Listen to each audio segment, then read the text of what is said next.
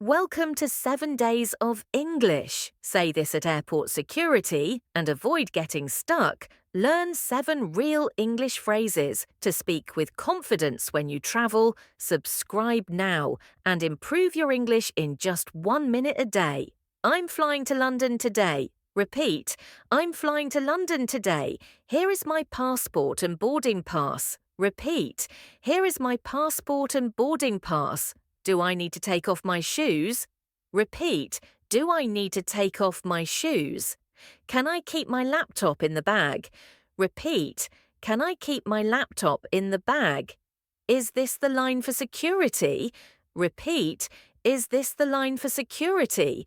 Do I need to remove liquids? Repeat. Do I need to remove liquids?